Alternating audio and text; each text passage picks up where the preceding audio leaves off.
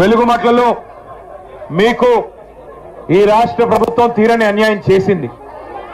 ఆనాడు 1950వ దశకంలో ఇద్దరు పెద్ద మనుషులు 62 ఎకరాల వారి భూమిని, ప్రైవేటు భూమిని మరి ప్రజలకి ఆ రోజు భూదాన్ బోర్డుకి అప్పచెప్పడం జరిగింది. భూదాన్ బోర్డు అంటేనే, భూదానం అంటేనే పేదలకి మరి వ్యవసాయానికి కానీ లేదా ఇండ్లు కట్టుకునే దానికి కానీ ఇచ్చే భూమినే భూదాన భూమి అంటారు. మరి అలాంటి భూమి ఆ రోజు 1950వ దశకంలో ఆ రోజు భూదాన్ బోర్డుకి ఇద్దరు పెద్ద మనసుతో వారి 62 ఎకరాల భూమిని వెలుగుమట్లలో సమర్పించడం జరిగింది. ఆ తర్వాత ఏ ఇబ్బంది లేకుండా అక్కడ మరి భూదాన్ బోర్డు ఆధీనంలోనే భూమి ఉన్నది.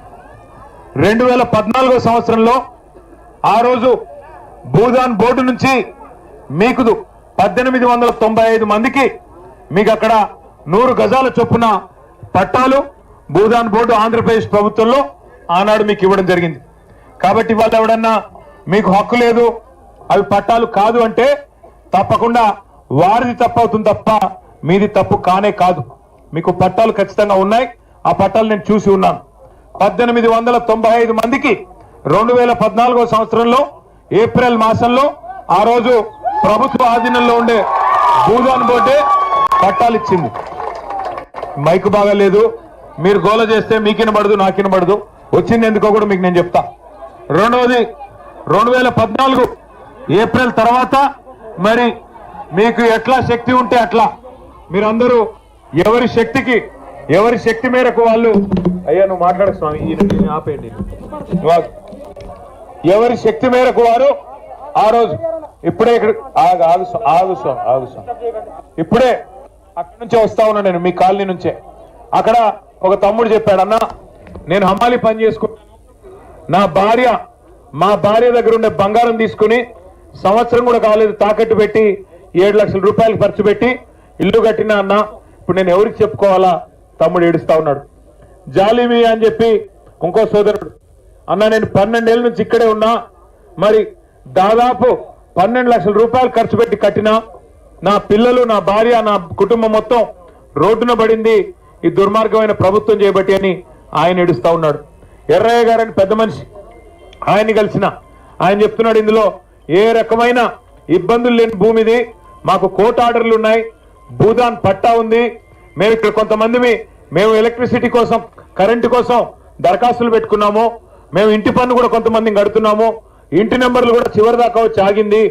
గతంలో మీ ప్రభుత్వం ఉన్నప్పుడు మమ్మల్ని ఇక్కడ ఎవరు డిస్టర్బ్ చేయలేదు, ఎవరు పక్కన కలెక్టరేట్ కట్టినా కేసీఆర్ గారు స్వయంగా వచ్చి అక్కడ మీటింగ్ పెట్టినా మమ్మల్ని ఎన్నడూ చీమకు చేసిన హాని కూడా చేయలేదు, మమ్మల్ని కాపాడుకున్నాడు తప్ప అన్యాయం చేయలేదు. కానీ ఇవాళ ఆ పక్కనే ఉండే విలాసవంతమైన విల్లాల కోసం, కాంగ్రెస్ నాయకుల విలాసాల కోసం, ఈ జిల్లాలో ఉన్న 3 మంత్రులు వారి అక్రమ సంపాదన కోసం వారి కన్ను మీ భూమి మీద పడ్డది. మీ 60 ఎకరాల మీద కన్నుబడి ఇవాళ 3 మంత్రులు కూడబలుక్కొని అందరూ కలిసికట్టుగా ఇవాళ పేదలను మెడలు బట్టి గెంటేసి ఒక శత్రు దేశం మీద దండయాత్రకు పోతే ఎట్లయితే పోతారో 1000 మంది పోలీసు వాళ్ళని తీసుకొని అర్ధరాత్రి వచ్చి నోటీస్ ఇవ్వకుండా అన్యాయంగా ఇవాళ మిమ్మల్ని అక్కడి నుంచి తరిమేసి ఇక్కడ బజార్న పడేసింది ఇందిరమ్మ ప్రభుత్వం. పేరుకి ఇందిరమ్మ ప్రభుత్వం. ఇందిరమ్మ ప్రభుత్వం అంటే ఏంటి? ఇల్లు కూలగొట్టడమా? కట్టుకున్న ఇల్లు కూలగొట్టి పేదవాళ్ళను మెడలు బట్టి రోడ్డు మీదకి తోయడమా ఇందిరమ్మ ప్రభుత్వం అంటే?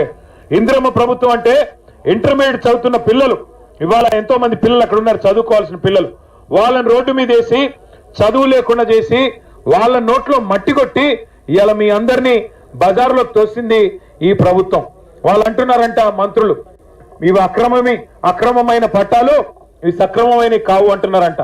అక్రమమైన మీ పట్టాలు కాదు, సక్రమమైన మీ పట్టాలు. కానీ అక్రమమైన బుద్ధి, చండాలపు బుద్ధి, పేదల నోటి కాడి బుక్కలు హక్కునే బుద్ధి ఈ దుర్మార్గమైన మీ 3 మంత్రులకు తప్ప మీది కానే కాదు. మీరు భయపడబాకండి, మీరెవరు భయపడవద్దు. ఒక్క మాట కేసీఆర్ గారు చెప్పమన్నారు మీకు, అది చెప్పడానికి నేను, అజయ్ అన్న, రవణ, మదన్న అందరం కూడా వచ్చాం, ప్రవీణ్ అన్న అందరం కూడా వచ్చాం. కేసీఆర్ సార్ చెప్పమన్నాడు మీకు, ఇంకొక 2 ఏళ్లలో మళ్ళీ 2 ఏళ్లలో మీ దయతో మీ దీవెనతో మళ్ళీ సార్ ముఖ్యమంత్రి అవుతాడు, పేదవాళ్ళ ఆశీర్వాదంతో అవుతాడు. కానీ మీరు అప్పటిదాకా ఎదురు చూసే పని కూడా లేదు. మీరు అప్పటిదాకా ఎదురు చూడండి కూడా నేను చెప్పట్లేదు. మేము మీ తరఫున మిమ్మల్ని ఎక్కడి నుంచి అయితే గెంటేశారో మీకు అక్కడే ఇల్లు కట్టించాలని, మీకు అక్కడే క్రమబద్ధం చేయాలని మీకోసం శాసనసభలో శాసన మండలిలో మేము కొట్లాడతాం. కానీ మీ మంత్రులు మాయగాళ్ళు, 3 మంత్రులు కూడా మాయ చేస్తారు. లేదు మీ జిల్లా మంత్రులు, మీ మంత్రులు కాదులే కానీ మాయగాళ్ళు 3 మీ జిల్లా వాళ్ళు మళ్ళీ రేపు మళ్ళీ మీ మధ్యనే చిచ్చు పెడతారు. మీలో కొంతమందిని తీసుకొని పోయి 50 మందిని తీసుకొని పోయి ఎల్లిముద్రలు వేయించుకుంటారు. కొంతమందితో సంతకాలు పెట్టించుకుంటారు అధికారులు వచ్చి చీకట్లో. దయచేసి ఐకమత్యంగా ఉండండి. ఐకమత్యాన్ని చెదిరిపోనివ్వకండి. మీకు అక్కడనే ఇల్లు కావాలనుకుంటే దయచేసి ఎక్కడ సంతకాలు పెట్టకండి. మీకు అక్కడే ఇల్లు కావాలి, అక్కడే ఉండాలి మీ కుటుంబాలతో సహా అనుకుంటే మీరు పొరపాటును కూడా మీ ఐకమత్యాన్ని చెదిరిపోనీకండి. మిమ్మల్ని తీసుకెళ్తారు పక్క కొంతమందిని, అమ్మా నీకు ఇందిరమ్మ ఇల్లు ఇస్తాం నువ్వు రా అంటారు. ఇదిగో ఇదే ఇల్లు అని చూపెడతారు. ఎట్లా అయితే 6 గ్యారెంటీల పేరుతో చేతుల్లో గ్యారెంటీ చూపెట్టారో మళ్ళీ అట్లే అరచేతిలో వైకుంఠం చూపెడతారు, మళ్ళీ గుండు కొడతారు. అందుకే దయచేసి జాగ్రత్తగా వినండి. మీరు గెలవాలి అంటే ఐకమత్యం ముఖ్యం. మీకు అక్కడే ఇల్లు కావాలి అంటే తప్పకుండా న్యాయ పోరాటం చేద్దాం. ఇవాళ అధికారం వాడి చేతుల్లో ఉంది, అధికార యంత్రాంగం మొత్తం వాళ్ళ చేతుల్లో ఉంది, పోలీసు బలగాలు వాళ్ళందరూ వాళ్ళ చేతుల్లో ఉన్నారు. కాబట్టి ఇవాళ పేదవాడికి గొంతు లేదనుకుంటా ఉన్నారు. కానీ ఒకటి మాత్రం వాస్తవం, ప్రభుత్వం తప్పు చేసింది అని వాళ్ళ రాష్ట్రం మొత్తం తెలిసిపోయింది. మరి ఏ తప్పు చేయకపోతే ఆ ఆర్డీఓ గారిని ఎందుకు అర్జెంట్ గా ట్రాన్స్ఫర్ చేశారు? ఏ తప్పు జరగకపోతే ప్రభుత్వం నిజంగానే న్యాయం చేసింటే, ఓ ఆగవయ్య స్వామి ఆగవయ్య, మీ గురించే మాట్లాడుతుంటే ఎందుకు గుర్తించుకుంటున్నాం? నేననేదల్లా ఒకటే, ఏ తప్పు జరగకపోతే, ప్రభుత్వం ఏ తప్పు చేయకపోతే ఎందుకు ఆర్డీఓ గారిని ఆకస్మికంగా ట్రాన్స్ఫర్ చేశారు? అర్ధరాత్రి వచ్చి దొంగల్లాగా ఎందుకు ఇళ్ల మీద పడ్డారు? ఎందుకు నోటీసులు ఇవ్వలేదు? ఎందుకు మీకు కోర్టుకు పోయే అవకాశం ఇవ్వలేదు? గతంలో కోర్టు మీకు ఆర్డర్లు ఇచ్చింది కదా, కోర్టు మీకు ఆర్డర్లు ఇచ్చింది. మీకు పట్టాలు లేకపోతే కోర్టు ఆర్డర్లు ఇస్తుందా? మీ వాదనలో న్యాయం లేకపోతే కోర్టు ఆర్డర్లు ఉంటాయా? కాబట్టి జరిగిన తప్పు ప్రభుత్వానిది, ఈ జిల్లాలోని 3 మంత్రులది. ఇంకొక మాట మీరు ఆలోచించండి. ఇప్పుడు తప్పు చేయకపోతే మాలాగా ధైర్యంగా వచ్చి మీ కాడ మాట్లాడొచ్చు కదా, 3 మంత్రులు వచ్చి చెప్పొచ్చు కదా, తప్పు మీది కాబట్టే, ప్రభుత్వానిది కాబట్టే ఇవాళ 3 మంత్రులకి ముఖం లేదు. అందుకే నేను మీకు చేసే విజ్ఞప్తి, అసలు భూదాన్ అంటేనే, మళ్ళీ గుర్తుపెట్టుకోండి, భూదాన్ అంటేనే పేదల ఆస్తి. భూదాన్ అంటేనే పేదల ఆస్తి, పేదవాళ్ళ కోసం ఇల్లు కానీ వ్యవసాయానికి కానీ ఇచ్చే ఆస్తి భూదాన్. కాబట్టి అప్పుడెప్పుడో గాంధీ గారి స్ఫూర్తితో వినోబా భావే గారు అనే పెద్ద మనిషి స్టార్ట్ చేశారు భూదానం. ఆయన పేరు మీద మీరు కాలనీ పెట్టుకున్నారు, వినోబా భావే కాలనీ అని. కానీ ఆ రోజు ఒరిజినల్ గాంధీ గారు ఉన్నారు, ఈ రోజు డూప్లికేట్ గాంధీలు వచ్చి వాళ్ళ ఆధ్వర్యంలో పనిచేసే భూ దొంగలు, వీళ్ళు భూమిని కొల్లగొట్టే దొంగలు కాబట్టే, రియల్ ఎస్టేట్ మాఫియా కాబట్టే ఇలా మీ భూమిని లాక్కునే ప్రయత్నం చేస్తున్నారు. మీరు ధైర్యంగా ఉండండి. మీకు ధైర్యం చెప్పడానికి కేసీఆర్ సార్ పంపించారు. మీకోసం ఏర్పాట్లు కూడా మేము చేస్తాం, పార్టీ పరంగా ఏర్పాట్లు చేస్తాం. మీకు భోజన వసతి కానీ ఉండేదానికి వసతి కానీ ఎట్లాగో అధికారులు పట్టించుకోరు, వాళ్ళు ఎలాగో చెయ్యరు. మీకు మేము ఏర్పాటు చేస్తాం. దాంతో పాటు మీకు న్యాయపరంగా పోరాటం చేయడానికి కూడా మీరు రూపాయి కూడా ఎవరి దగ్గర తీసుకోవద్దు, ఎవరు ఖర్చు పెట్టొద్దు, మేము పెడతాం. పార్టీ పరంగానే న్యాయ పోరాటం మీ తరఫున మేం చేస్తాం. తప్పకుండా మీకు న్యాయం లభించేదాకా మీతో ఉంటాము, కలిసి కొట్లాడతాం. కానీ మీరు ఐకమత్యంగా ఉండాలి.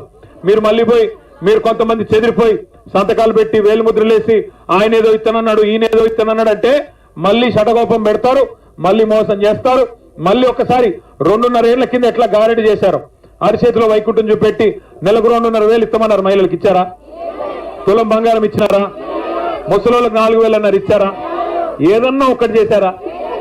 పోనీ ఇందిరమ్మ ఇండ్లు అన్నారు, ఉన్న ఇండ్లు కూలగొడుతున్నాడు కదా. హైదరాబాద్ లో కూల్చివేతలే, హైడ్రా పేరు మీద రాష్ట్రం అంతటా కూల్చివేతలే, ఖమ్మంలో ఎలుగుమట్లలో కూల్చివేతలే, మొత్తం రాష్ట్రంలో మీ ఆస్తులు లాక్కోవడం తప్ప, మీ శక్తిని లాక్కోవడం తప్ప ఏం చేసింది 2.5 ఏళ్లలో ఈ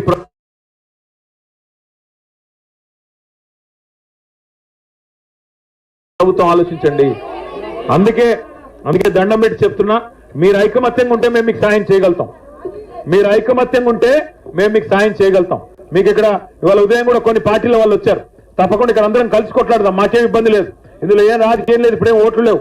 మాకేమి అర్జెంటుగా ఏ ఓట్ల కోసం తాపత్రయపడాల్సిన అవసరం లేదు. కేవలం మీకు న్యాయం చేసేదానికి ఎవరు వచ్చినా అందరం కలిసి కొట్లాడదాం. ఇక్కడ ఈ తమ్ముళ్ళు కొంతమంది ఉన్నారు, అక్కడ ఇంతకుముందు ఎర్రన్నలు కొంతమంది కలిశారు. అందరం కలిసి కొట్లాడదాం. మీకు న్యాయం జరిగేదాకా ఈ దుర్మార్గమైన ప్రభుత్వం, ఈ ముగ్గురు మోసగాళ్ళు వారికి బుద్ధి చెప్పేదాకా మీరు ఐక్యంగా ఉండండి. మీ తరఫున మొత్తం ఖమ్మం ప్రజానికం ఉన్నారు, రాష్ట్ర ప్రజానికం ఉన్నారు. న్యాయం కోరే ఎవరైనా, పేదవాడి సంక్షేమం కోరే ఎవరైనా మీ తరఫునే ఉన్నారు, మర్చిపోబాకండి. అజయన్న కూడా ఇక్కడే ఉన్నాడు, రవణ్ ఉన్నాడు, మదన్ ఉన్నాడు. అందరం మీకుతో ఉంటాం. మీకు అన్ని ఏర్పాట్లు భోజనం కానీ ఇంకోటి కానీ ఉండేదానికి కానీ మేము అవసరమైతే మొత్తం పార్టీ పరంగా మేమే చేసిపోతాం. మీరు ఎవరు భయపడవద్దని చెప్పి కోరుతూ, మీ కాగితాలు నా దగ్గర ఉన్నాయి, మీ పట్టాలు నా దగ్గర ఉన్నాయి. మీరు ఏది కూడా మీరు దేనికి భయపడొద్దు. కొత్తగా మీరు చెప్పేది ఏం లేదు. ఇప్పుడు అక్కడికి పోయి వచ్చిన, అక్కడ అందరినీ కలిసిన, దాదాపు 100 కుటుంబాలను కలిసిన, అందరూ మీరు చెప్పిందే చెప్పారు. మాకు అన్యాయం జరిగింది, మాకు పట్టాలు ఉన్నాయి, అన్ని ఉన్నాయి, సక్రమంగా ఉన్నాయి. కేవలం ప్రభుత్వం, ఇక మా లోకల్ లీగల్ సెల్ కూడా ఇక్కడే ఉంది. ఏం పేరు? సుగుణారావు గారు, లాయర్ గారు. ఆయన గతంలో ఉద్యమకారుడు. ఆయనే ఇచ్చాడు నాకు ఇన్ఫర్మేషన్ మొత్తం. కోర్టులో కూడా మీరు రూపాయి ఖర్చు పెట్టే అవసరం లేదు. మొత్తం ఖర్చు పెట్టి మేమే కొట్లాడతాం. మిమ్మల్ని మళ్ళీ కంటికి రెప్పలా కాపాడుకుని మీ ఇల్లు మళ్ళీ మీకు వచ్చేలాగా చేయడం మా బాధ్యత. దయచేసి ఎవరు కంగారు పడొద్దు, ధైర్యంగా ఉండాలని చెప్పి కోరుతా ఉన్నాను. Thank you. అందరికి నమస్కారం. Thank you.